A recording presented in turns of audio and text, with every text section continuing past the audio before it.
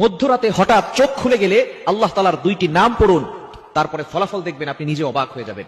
মধ্যরাত, এই রাতটা হচ্ছে রাতের শেষ অংশে যদি আপনার চোখ খুলে যায় তাহলে মনে করবেন আল্লাহ তাআলা আপনাকে সফলতার দ্বার প্রান্তে পৌঁছে দেওয়ার জন্য আপনার চোখটাকে খুলে দিয়েছেন। কিন্তু দুঃখজনক হলেও সত্য, আমরা অনেকেই রাতের বেলা হঠাৎ করে চোখ খুলে গেলে অথবা ঘুম ভেঙে গেলে কিন্তু আমরা আল্লাহকে স্মরণ করি না।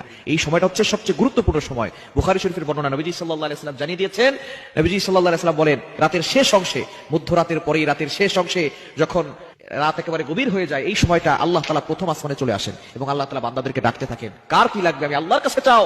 রাতের শেষ অংশে এই সময়গুলোতে, এই সময় যদি আপনার চোখ খুলে যায়, আপনি এই আমলগুলো করতে দেরি করবেন না। আপনার উযু করার দরকার নাই, ওই অবস্থায় আপনি আমলটি করবেন। আল্লাহ তাআলা দুইটি নাম পড়বেন 11 বার করে। কয়বার? এবং দুইটি নাম পড়ার আগে আপনি 3 বার দুরূদ শরীফ পড়বেন।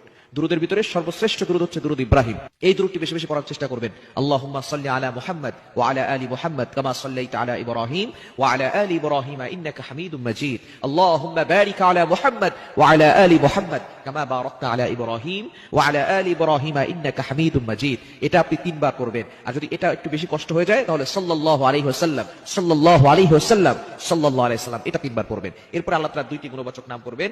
আল ওয়াহ্হাব, এটা পড়বেন 11 বার। আর হচ্ছে ইয়া ফাত্তাহু, এটা পড়বেন 11 বার। এই দুইটি নাম পড়ে আপনি আল্লাহর কাছে দোয়া করবেন, দেখবেন আল্লাহ তাআলা আপনার সকল চাওয়া পাওয়াগুলো কবুল করবেন, আপনার নেক আশাগুলো আল্লাহ তাআলা কবুল করবেন।